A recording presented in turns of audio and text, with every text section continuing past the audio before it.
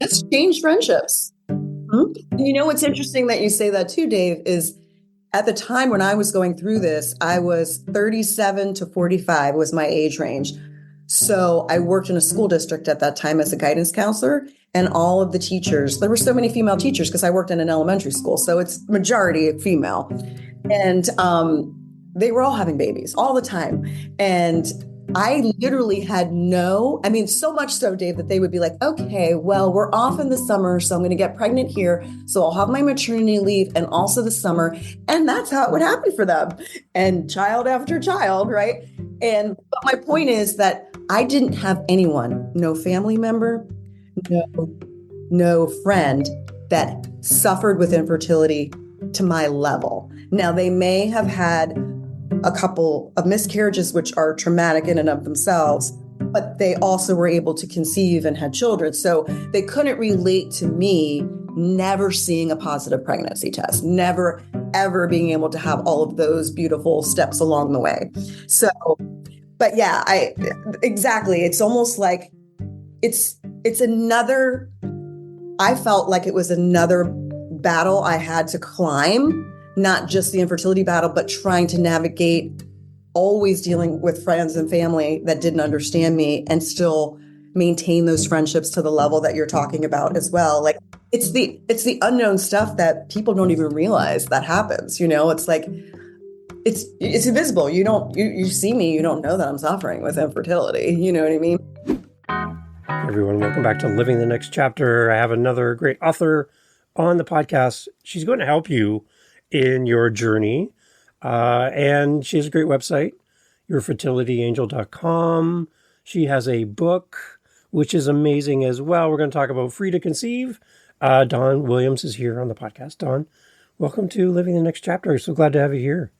Oh, thank you so much, Dave. I'm so happy to be here. I really appreciate the opportunity to meet you and just have a nice chat today. I love it. I love it. Okay, so I can tell people are going to press play on this episode just by the title alone and want to share this with friends and family who are on a journey that you help people with. So let's start back at the beginning. And how did all this come to be for you? Because I just love how you help people. And I'd love to kind of start with the origin for all of this, the book, the website, your mission in life. How did all this begin? Yeah. Well, my book for everybody to know here is called Free to Conceive.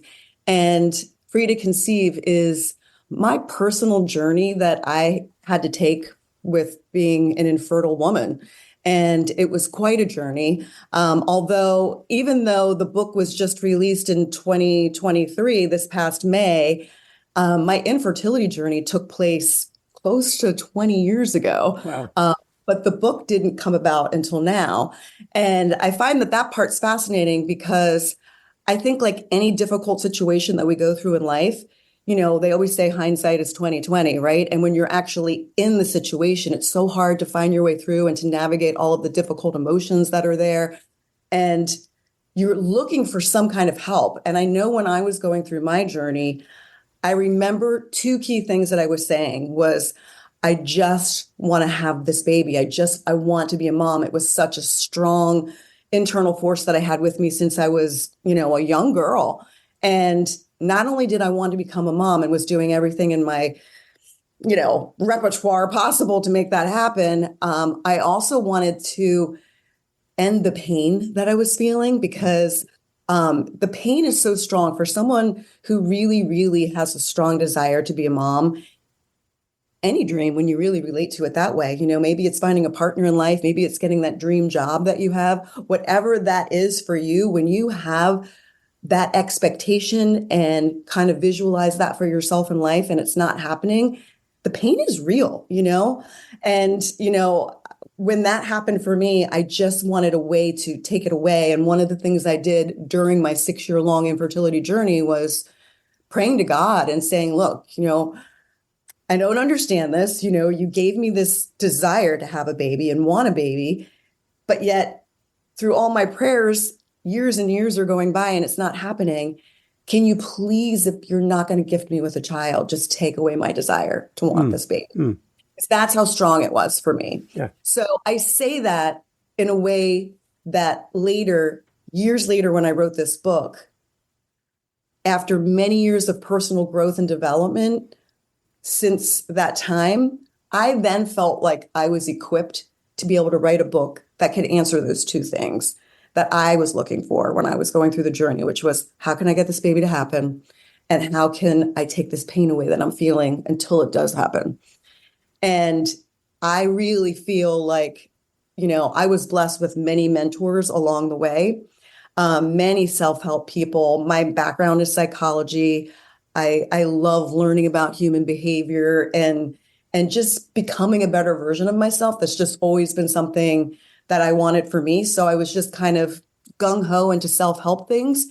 And as I did that, I started to kind of piece together, wow, if I would have known these things, I may have actually conceived a baby during that time. Hmm. And I came up with a whole approach that is an exclusive approach that I put in the book, and it's a 5-star approach that I use that, interestingly enough, Dave, not only is it obviously to address the infertility, because that was what my personal dilemma was, but it can be used for any life-challenging situation because it covers key components that get in the way and create barriers to us having the dreams that we want in our life to come to fruition. Wow. So that's really, where the book came in a nutshell, and, why I have it out there. Because interestingly enough, and you'll find if you read the book, and I guess I really shouldn't give it away, but it makes sense in our discussion here that I don't actually conceive. I actually end up adopting a newborn baby. But through writing this book, I think the very fact that I wasn't able to conceive, and coupled with the personal growth work that I did years later, is what I believe puts me in the perfect place to write this book and to give this information to people who are much more likely to conceive than I ever had been way back then when I was trying to go through it. So, yeah, I mean, it's just things we're just not aware of. I mean, I've been a counselor for years, and through the mentors that I've learned from and coaching, life coaching is such a big buzzword now, but through the coaching that I've done and the coaching that I've learned from people, even my background with a master's degree in counseling psychology, I wasn't aware of some of these things. So, the typical person without, being educated in that area is not going to know the power that we have within us to change the trajectory of our lives, that we just don't realize the power that our minds hold and our emotions hold, and that we have control over those. We have the ability to make conscious, purposeful decisions that can change how our life turns out. And that's really what, the book kind of shows in an interesting way, an easily relatable way, so that you can relate it to your own life and apply it to help yourself. Wow. It's a great story. I'm like, I don't want to end here because I feel like we've given so much, which is great. But the one thing I kind of get the sense of for young people, there's pressure to get into a relationship. And then the moment you get into a relationship, there's society pressures you into, okay, so when are you guys having kids? Mm-hmm. And it's like, and then so there's this kind of looming thing, and there's like grandma at your family functions walking up, hey dear, so when are you going to make me a great grandma? Yes. It's like this pressure of all these people with expectations of what your next step will be and how that timeline will be. And when those don't line up to what's happening in reality, that's got to cause stress for everyone involved, right? Huge amounts of stress. So for that person that's feeling that kind of stress right now, all the family are like looking and waiting, and it's just not happening. And it's like, is it something wrong with me? Like, talk to that person for this moment on. What do you say to that person who's struggling in that kind of family function, get together thing? They don't even want to go anymore because they know they're going to get grilled about what's next. Mm-hmm. What kind of stuff would you tell them? First of all, I want to say to you that I'm sorry that you're having to deal with this in the first place, because I see you and I hear you and I know you because I am you. And that not only do we put that pressure on ourselves because we have our own timelines, right? Yeah. We have our own expectations. Well, I'm going to graduate college, and then, I'll finish high school or whatever your plan may be. And, you have a boyfriend, we get married, and then, well, we want to have our time together as a couple. And And we think we have the luxury because we never expect that it's going to be us.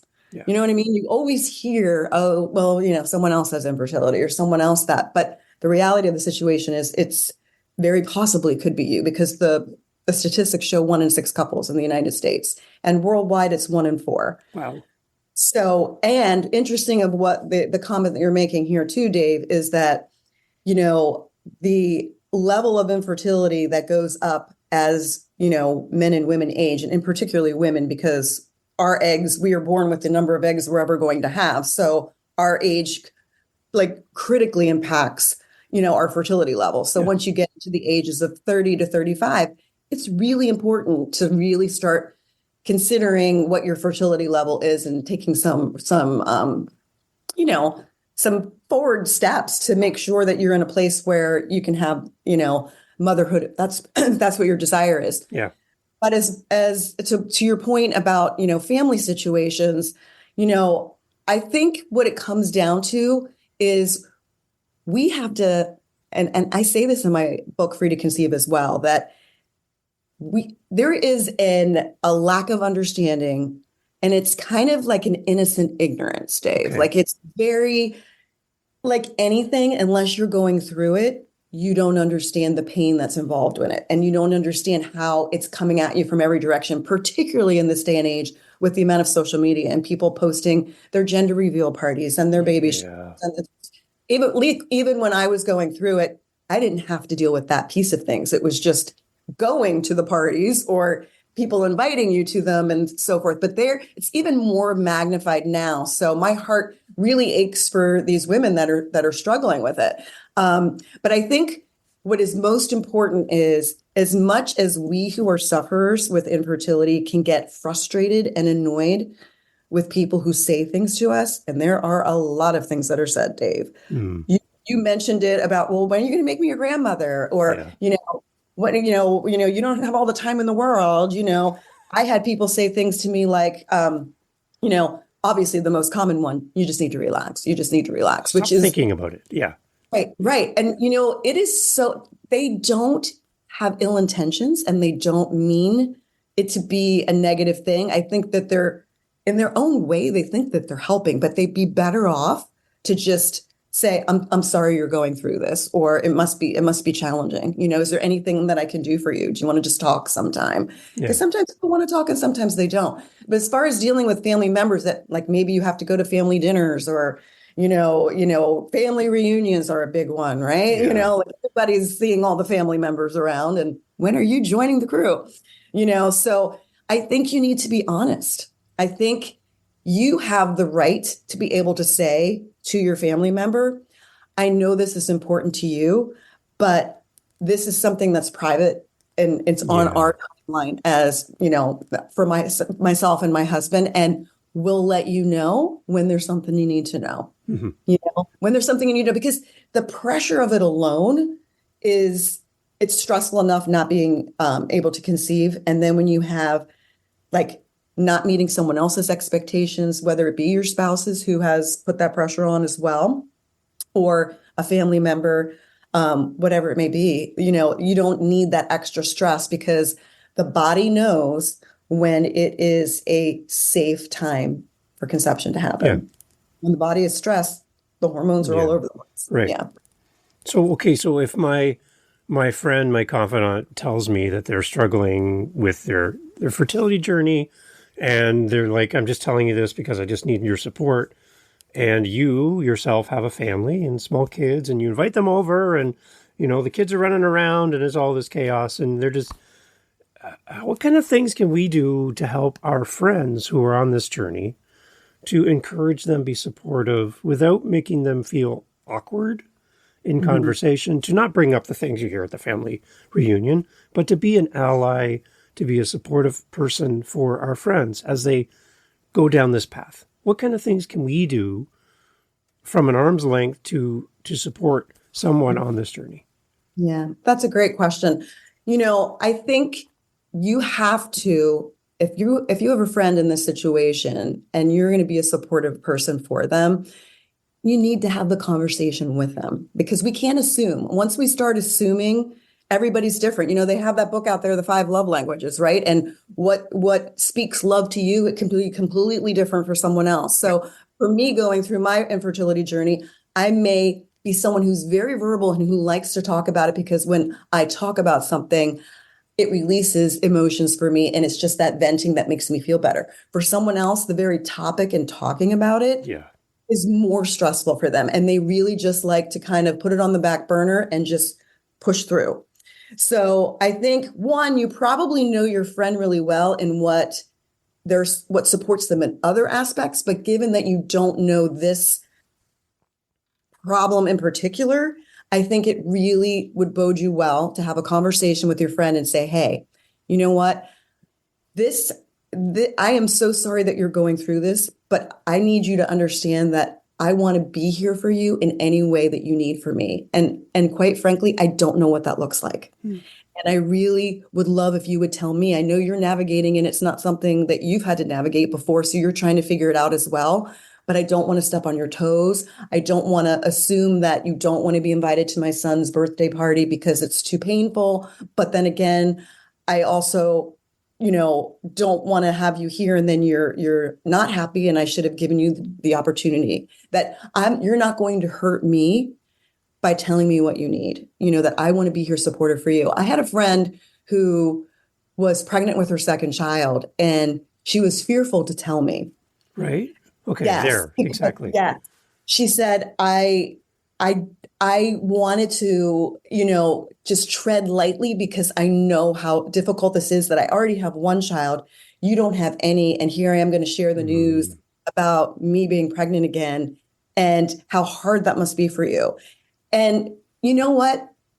She kept it from me for a little while, and then she told me. And then she also told me that she was fearful to tell me. And you know what? That was helpful for our relationship, because anytime we're vulnerable with each other and we can actually have those intimate conversations, those are the best. They might be hard in the moment, but they draw you closer in your friendship. There's not this lack of understanding and these blurred lines of, what to expect or what should I do.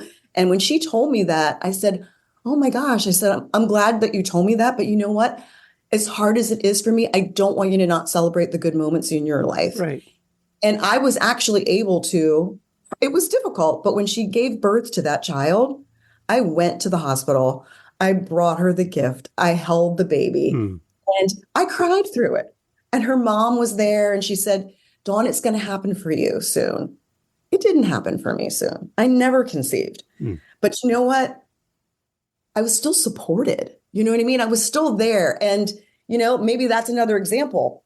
Don't say that. Yeah. You don't know what's going to happen, but they mean well. They don't know what to say. I think we have to guide them. And we're also guiding from a place that's new and uncharted for ourselves, but we do know ourselves, and we do know what makes us feel better and not feel better. So, and what makes you feel better and not feel better can change along that journey as you go through different stages, whether you're doing, reproductive science technology, whether you go an adoption path, whether you choose to just be childless. There's many different paths it can go.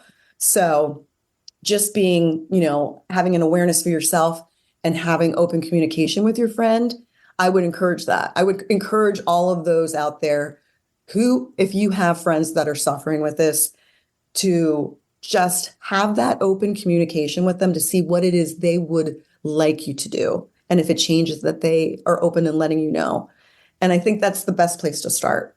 Wow. Yeah, because I think if you have a friendship and relationship with your friends and they're celebrating the birth of their baby and you're still on this journey of infertility, I would hate to see that relationship be strained or made there a gap of distance now between the two of you that you can't even talk and support each other because they don't want to hurt your feelings or say something wrong. And that's changed friendships. Right? It does. So, what's interesting that you say that too, Dave, is at the time when I was going through this, I was 37 to 45 was my age range. So I worked in a school district at that time as a guidance counselor, and all of the teachers, there were so many female teachers because I worked in an elementary school. So it's majority female. And they were all having babies all the time. And I literally had I mean, so much so, Dave, that they would be like, okay, well, we're off in the summer, so I'm going to get pregnant here. So I'll have my maternity leave and also the summer. And that's how it would happen for them.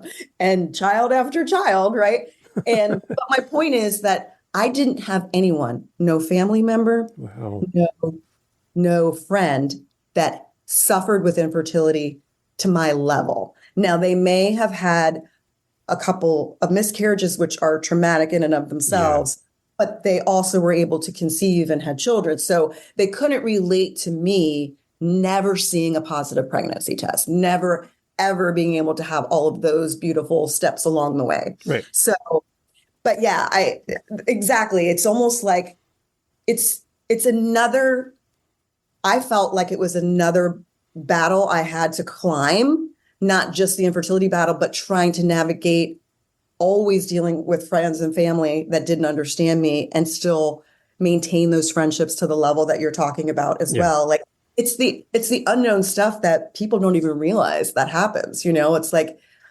it's invisible. You see me, you don't know that I'm suffering with infertility. You know Yeah. what I mean? So Okay, so, yeah. so Don, there's someone listening, and normally I do this at the end of the podcast, which we're not at by any means, but there's someone listening and they're like standing there with a piece of paper and a pen or something. They're ready to write down your website, your book, everything right now because they're like, Don, you're talking directly to me. Like Mhm. you're saying everything that's in my head that I haven't been able to say to anyone, and I feel alone. I don't feel like I have anybody to talk to. My family, my friend circle, my work. No Mhm. one understands what it feels like, but you do. But I need to Mhm. talk to you like Yeah. today. Yeah. What is this like? How do I, again, we're going to keep talking. We're not done here. But how do Mhm. people reach out to you? And what is it like to actually sit down with you and Mhm. talk to you in person? Can you walk us through that? What does it feel like? Yeah. And any of you listening that are in that predicament, you're not alone. Okay. Just please know that you're not alone. And there's always somebody. There are infertility support groups out there. There's an organization called Resolve that, if you're not familiar with that one, they have fertility groups that are nationwide. So you can look something up in your area, find something, you can create one yourself so that you can have, people in your same situation supporting each other. As far as with me, my website is yourfertilityangel.com. And on that website, you're going to see some really cool stuff. You're going to see, first off, a picture of myself and my daughter. And she is my sweet angel. And it's what's so cool about it is that even though my whole desire in life was to conceive and have my own baby, I don't regret any of that horrific, painful journey because I have her in my life Yeah, and faith. And she was the child that was meant for me, nice. hands down. And had I conceived, it wouldn't have been her. Wow. So things go the way that they're supposed to go. But I would love to help you on this journey if you feel like you need some help with that. And on that website, there's a lot of information there to see if this is a fit for you. A lot of questions that are there for you to self-reflect on and say, is this me? And you can also have a free consultation with me. Okay. So just sign up, just reach out to me. We'll set up a time that would work for you. And really, there's no charge for that. There's no pressure with that. It's really just for you and I to just kind of meet together and you tell me what your story is, what your situation is, what you're going through. And if I feel like that's something and you feel like that's something that you would like to have more support with than my book offers you, I am happy to do that with you. And we will Nice. make you that's individualized for you. Beautiful. Um, and what works for you. But for some people, the book is really the answer to everything for them because my heart and soul is in that book. So as much as you may be relating to me with what I'm sharing here, hands down, it will be at a much tighter level when you read the book as well. And again, the book is called Free to Conceive. You can order it off of Amazon or any major bookstores, but you can also just click right on the website when you're there and it'll take you right to ordering the book. Um, some people would like a deeper level than just the book, and that's what my individual coaching is for. And when we work together, we actually use the book as an adjunct to our coaching sessions Good. so that we can actually just relate it to your situation in particular. I love it. I love that you offer that to people as well. It's one thing to write a book, put out in the world, and then move on to the next project. But then you have a community coming around behind you going, can I just ask you a question? Can I meet with you and talk about the book more? And, there's something about it. It could just be a question, and you can just email me and I'm happy to answer the question. It doesn't even need to be anything more than that. Okay. So on your website, and it's there as you're listening, you can actually go there as well, yourfertilityangel.com. You have your new fertility compass, the 5-point superstar. Now, it's right there on the front page of your website, so everybody can see it as we chat about this. But you talk about story, self, strategy, state, and surrender. Can you just kind of give us an overview of why this is important, why this is on your website, so that when we come to your site, we understand kind of the mechanics of why this is so important? Yeah.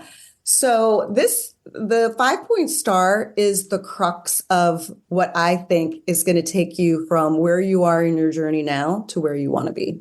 Okay. So that's what I want people to kind of, like, all of you just kind of think about, where I am and where I want to be. So how am I going to get there? Because what I've been doing so far is not getting me there. And so what the star is going to do, and I do this personally and in the book as well, because there are 5 different chapters in the book, and each one is very particular with each point of that star. So it'll be very, explicit and for your understanding of it. But as a brief overview, so each point of the star, and I kind of did this for like a mnemonic reference, is to like each point of the star starts with the letter S. So it kind of makes it a little bit easier to remember. So let's say first point of the star is surrender. The surrender piece is whatever your, sense of a higher power is. Now, I was raised Catholic and I'm of the Christian faith. You may be of something else. You may not have any, and that's okay as well. But I look at that piece, the surrender piece, as being able to let go and release to a higher power. We are very attached to our expectations for what we want in our life and how we think they need to go. Yeah. So I think our pain and suffering comes in when we can't see it any other way than the way that we want to see it. And we create our own stress, we create our own suffering from it. And so we take a good look at, how do I surrender? What does surrendering look like? Is that something that's getting in the way of me becoming a mom? Same thing with story. So another point of the star is S for story. Story basically just means, the inner narrative, your inner dialogue that you have for yourself. We have, belief systems that we've learned from family and significant key people in our lives. Yeah. And sometimes they're not the beliefs that we would still say are ours, but we've held on to them for so many years. And the way that we think is so critical to the way that we feel and then the actions that we take. Right. So I want people to be able to really delve into, what is my dialogue? What is my story? What is the drama that I put around infertility? Because so many times we can have a diagnosis like infertility. We can have a circumstance in our lives. We think it's the circumstance that's causing us the pain. Mm-hmm. But in fact, it's what we tell ourselves about the circumstance. Okay. Yep. That's causing pain. And we don't really even see it that. And we actually think that our thoughts are actually facts. They're not facts. They're just our thoughts. And we can change our thoughts. And when we have the power to change our thoughts, we can change them into thoughts that serve us well. And when they serve us well, that means that they're going to create feelings that we want to feel, not ones that we don't want to feel. So that's a huge part of what we do, because I really truly believe that our mind and the story that we have creates our life. Mm. So you may not even realize, any of you out there that are suffering with infertility, how much what you think about every day regarding your disease, it's really considered a disease, is impacting how things occur and the outcome of it. And that's one of the things I want to help with. The next one is state, and that's, another letter S for state, and that's really our emotional state. It's our emotions are basically a vibration in our body, and we are so not taught how to deal with our emotions. We kind of just, we've had ways of just kind of avoiding them, resisting them, suppressing them, ignoring them. And it's almost going to be when we work together, it's kind of going to be like figuring out, how do I feel emotions so that they serve me in a way that I can learn from them and basically, do well in life with them. So, grief from not being able to be a mom when you really want to be a mom is also something that we hold on to. And all of the mind and body is so connected.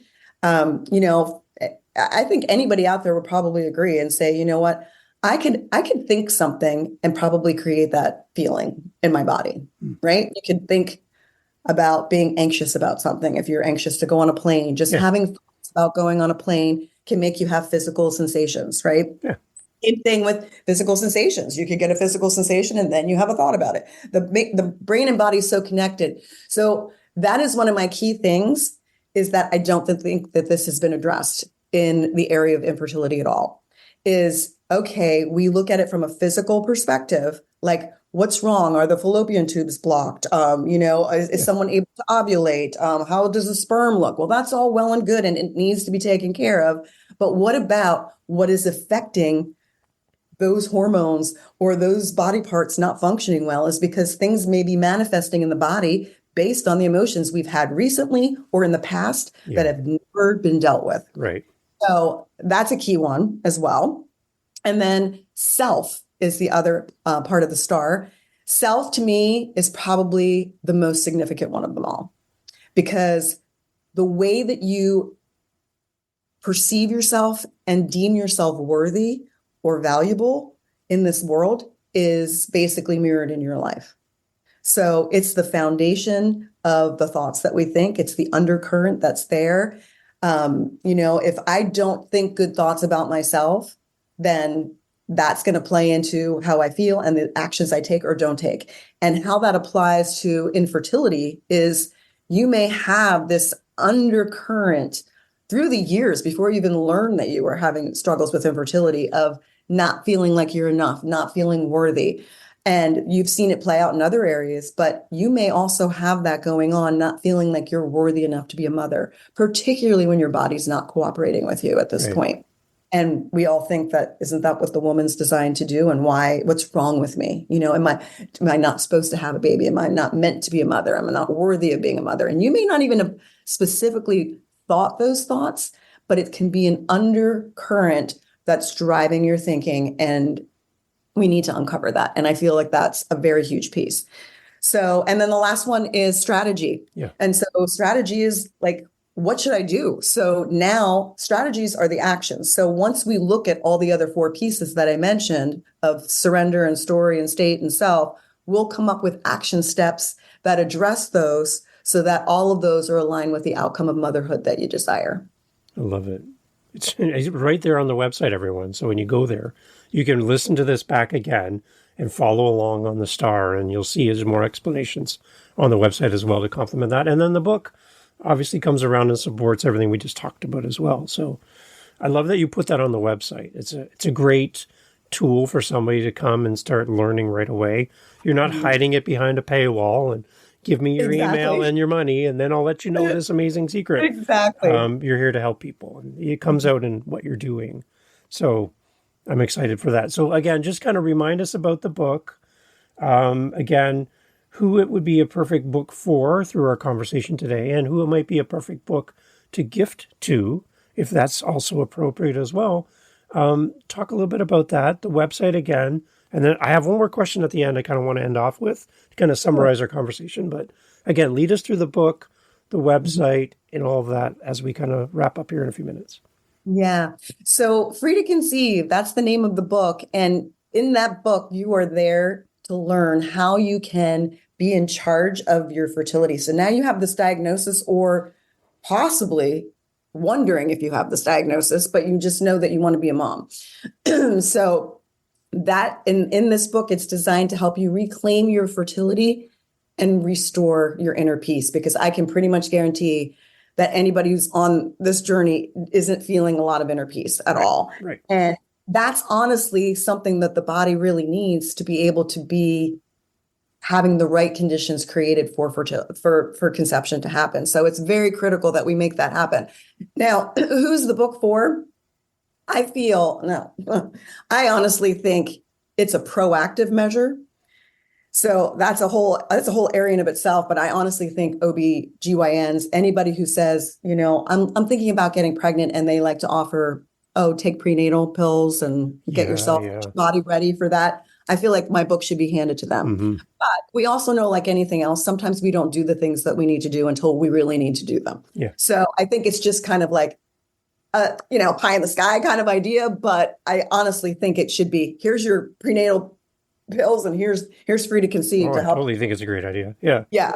But despite that, if you're someone who basically infertility is diagnosed if you are under the age of 35 and you've been trying to conceive and have not met with success with that within a year, you should be getting checked out for that, because you don't want more time to go by if there's something very simple that can be fixed. When I say simple, I don't mean like it wouldn't be, tough for you to deal with, but just simple, like, okay, we can, give you a medication that's going to help you ovulate regularly. Yeah. And that may be all that somebody needs, and they're on their way. Yeah. This book, I believe, is really written for the person who has been struggling a while. Okay. The person who, and that, what is a while? I think it's more, maybe I shouldn't even say it that way. I feel like when you're in an emotional state that is more of a desperation, more of, I'm feeling very hopeless. I'm feeling very lost. And for somebody, that could be 6 months. For someone else, that could be 3 years. So I really shouldn't put a time frame on that. Yeah. It really would be how you're feeling internally. And if you're feeling lost, like you mentioned before, Dave, you're feeling alone, are you feeling misunderstood, or you're just feeling like, I don't know what to do. All I know is I'm not getting pregnant. I tried many things. Nothing's working for me. This book is for you.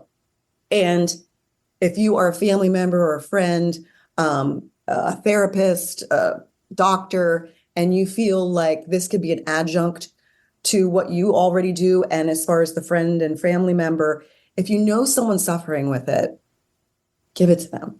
Now, I've had family members already say, you know what, my son is struggling with this. He actually has a fear that they're not going to conceive. Like he's already anxious that he's not going to conceive. The mother has read the book. She said to me, I'm waiting to give it to him until he's more ready. And I honestly, I'm going to encourage you. I think where this comes from, Dave, is the lack of understanding about infertility. Okay. Good. So I think that they're thinking, well, I don't want my son to think, I don't think that this can happen on their own. You know what I mean? Like I don't want them, all right, they feel like it's going to upset them if they give them the book. What I would say, you have this book and you say, honey, friend, daughter, whoever it might be, I just found out about this book, and this was written by somebody who was in your shoes. She knows exactly how you're feeling. Yeah. She took all the steps, and she actually wrote this book for you because it wasn't what she didn't have what she needed when she was going through it. This is for you. Nice. And it may give you all the solace and comfort that you need. And if it doesn't feel right, put it aside. We can't be the ones to decide for them. We can only give them the gift. Yeah. Okay. I love it. Yeah. So that's the book. And the website, I feel like, the website, there's a lot of information on there, as you mentioned, Dave. Yeah. So you may get some things from that may encourage you to want to get the book, that may encourage you to want to work with me, that may just answer some questions for yourself. It may just be, what, maybe you look at what the 5-point star describes and you're like, I kind of know where I need to go. I kind of know which direction I need to work on, all on my own. And that's fine too. Yeah. So I love it. I love it, Dawn. I love how you're presenting everything. I love the rationale and the reason why you do what you do. So my last question, we've talked about your relationship with family, have family get-togethers. We talked about your relationship with the teachers at work who can plan out their pregnancy schedule in advance. We've talked about all of that, but the one thing we haven't really talked about before we close off is the relationship with you and your partner in all of this, and what you needed to hear and feel and experience in those days leading up to your journey, what you needed, and also what did your partner need to hear from you in this journey. Can we kind of end off with that to encourage couples that are having hard conversations, feeling like it's the other person's fault or it's my fault, and causing a rift between them in their relationship, now causing even more damage as they wrestle through all this together as a couple? Talk about the compassion that we need for each other in this. You're so right. Let me at least start off by saying there is a chapter in the book called Support. Okay, good. Yep. In Free to Conceive, there's a chapter that calls Support, and it talks about all of the stuff that we just mentioned about family and the partners and everything. So know that there's that support there for you as well. When it comes to the partnership, I think what's most key is not blaming the other one. You are a team together. So in some cases, just one of the partners is the piece that has the infertility. In my case, it was both of us, and we were given like a 1% chance, given the extreme physical, biological reasons for the infertility. So we're given a very, very low chance. I think the communication level is huge, and the non-blaming, because if you are the one that doesn't have the problem, it's very easy to be thinking in your mind what they should be doing, and having expectations of them. So knowing that this is not a you problem, the wife, or you problem, the husband, it's an us problem, and we're going to deal with it together, just like we do in every other situation that we have in our marriage. Yeah.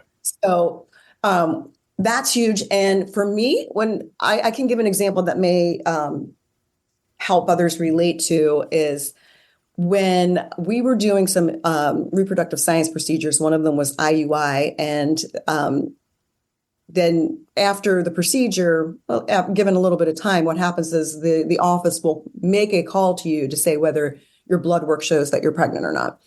So I remember my husband and I were driving around, the phone call came in, and they said, you're not pregnant.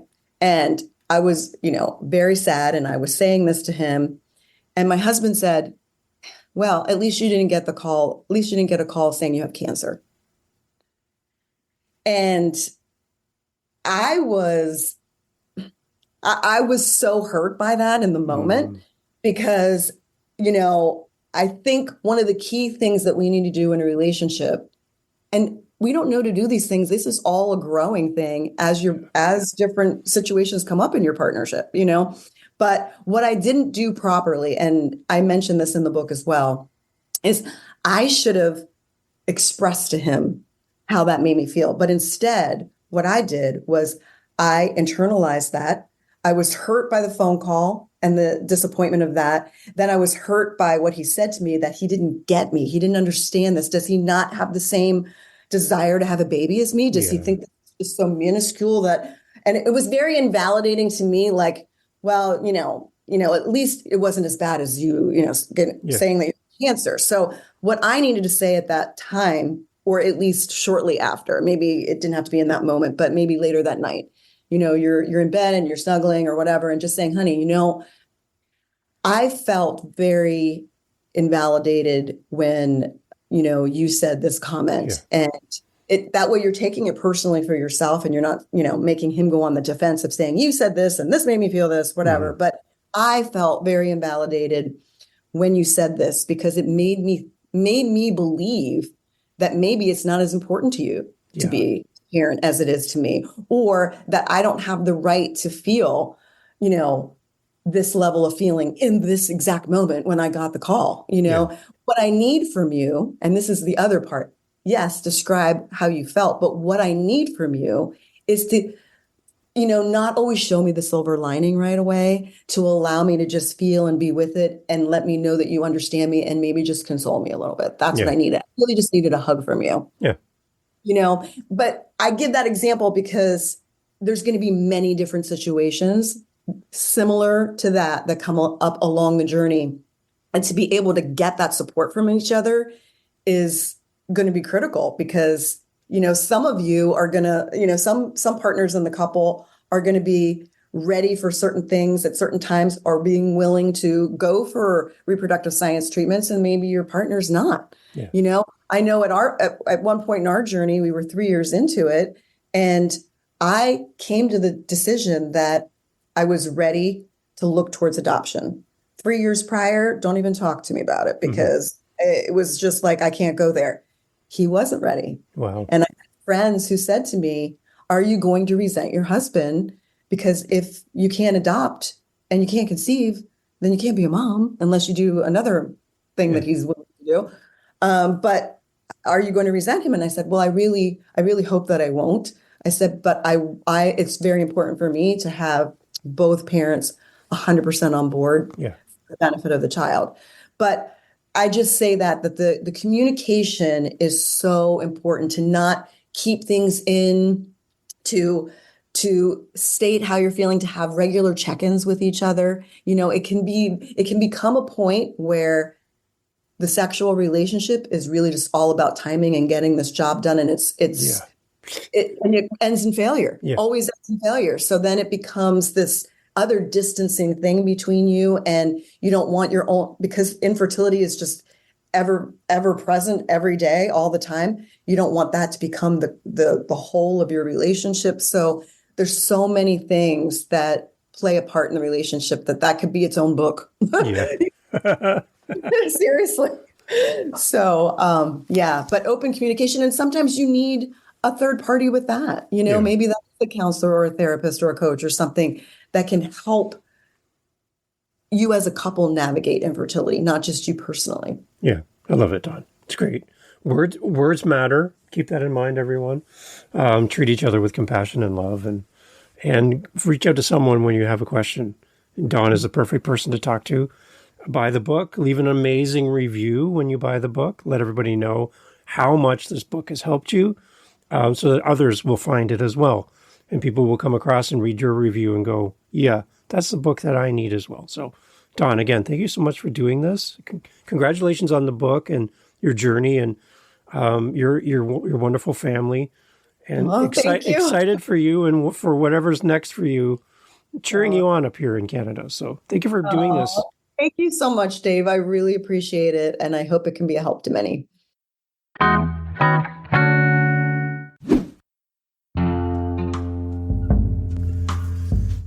Thanks for checking out Living the Next Chapter. Happy to have you here. And here at the end, I want to just put this shout out to authors listening. If you want to sell more books, if you want to build community, one of the best ways you can do that is by guesting on podcasts and or having your own podcast. So I have a podcast called the How to Podcast series, and I help people start podcasts.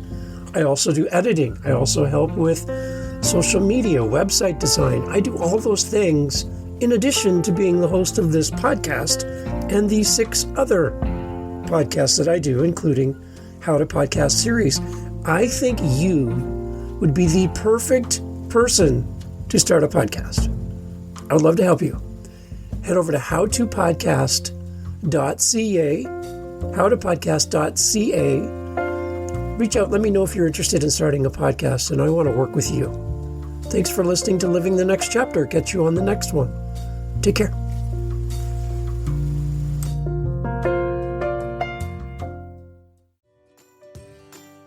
Hey there, fellow parent. If you're anything like me, balancing screen time for our kids is a constant struggle. That's why I want to share a little secret with you, KidsPod. It's this amazing app I found that's packed with podcasts just for kids. Imagine stories, learning, and fun, all without the screen. It's been a game changer in our house, keeping my kids engaged and their imaginations running wild. And guess what? It's completely free. So download KidsPod today. Trust me, it's a decision you won't regret.